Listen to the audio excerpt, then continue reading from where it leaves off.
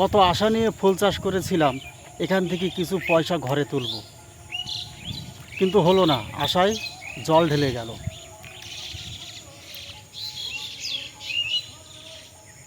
আপাত দৃষ্টিভঙ্গিতে গাছ দেখলে মনে হচ্ছে খুব সুন্দর গাছ। হ্যাঁ, গাছগুলো খুব সুন্দর, দেখতে খুব ভালো লাগছে, গাছে কোনো ডিস্টার্ব অসুবিধে কিচ্ছু নেই, কিন্তু সমস্যা হলো ফুলে, সমস্যা হলো জাতের।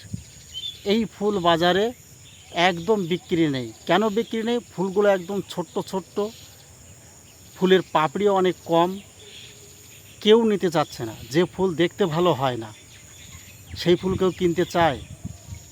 ফুলের গাছগুলো কত সুন্দর, গাছও সুন্দর, দেখুন কত সুন্দর গাছ,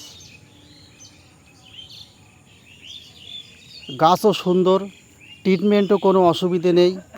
সমস্যা হলো জাতটা খারাপ এসেছে বলে আমার এই ফুলের এই অবস্থা।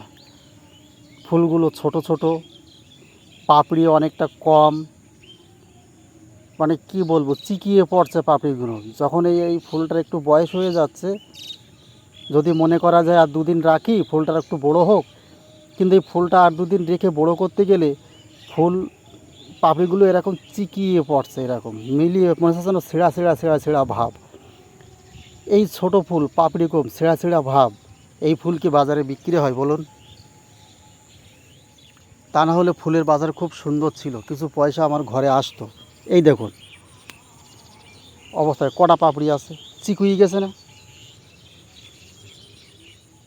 এই যে একটা ফুল দেখুন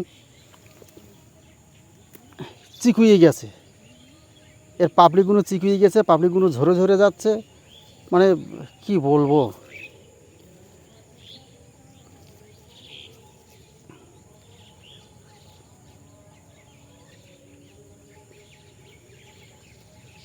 একদম খারাপ জাতের ফুল এসে গেছে। সুন্দর গাছ হবে, গাছগুলো দেখতে ভালো লাগবে, কিন্তু ফুল হবে ছোট ছোট। দেখুন এই ফুলটা কিন্তু একদম উপযুক্ত তোলার মতন, কিন্তু ফুলটা কি বড় হয়েছে? বড় হয়নি, বড় হবে না। এই যে একটা ফুল, এ কি বড় হয়েছে? বড় হবে না।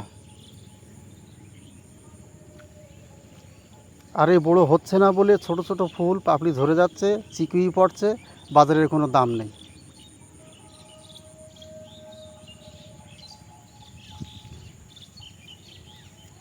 ফুল চাষটা করে মার খেয়ে গেলাম। আরে এত ছোট ছোট ফুল হলে কেউ কেনে?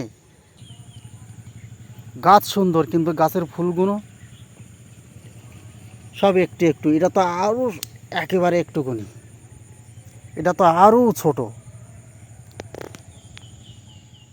এইটুকু এইটুকু যদি ফুল হয়, এ কি বাজারে বিক্রি হয়?